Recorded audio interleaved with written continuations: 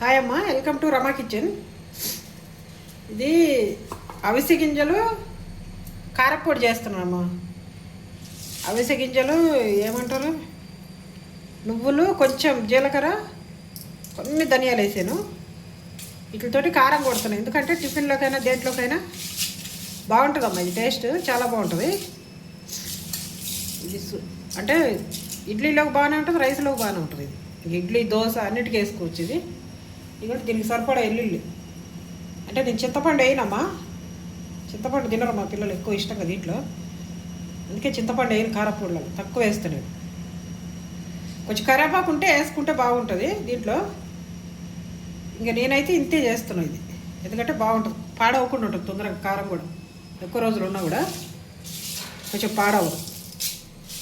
ఇది మీకు మిక్సీ పట్టినాక చూపెడతాయి, ఎందుకంటే చేసేటప్పుడు కొంచెం నాకు ఈడే తీయటానికి ఇబ్బంది అవుతుందమ్మా.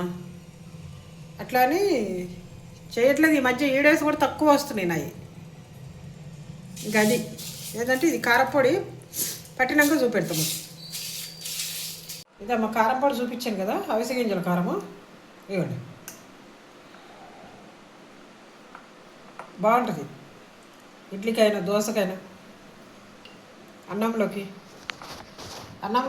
ఇది ముద్దపప్పు చేసుకొని నెయ్యి వేసుకొని కారప్పొడి వేసుకోవాలి, చాలా బాగుంటుంది టేస్ట్. ఒకసారి ట్రై చేయండి ఎట్లుంటుందో. అన్నీ వేస్తున్నారు, కరివేపాకు అవన్నీ వేస్తున్నారు, కానీ వేసేటోళ్ళు. ఇక నేనైతే వేయలేదు, నేను ఇంతే చేసినవి ఇంత మట్టుకి.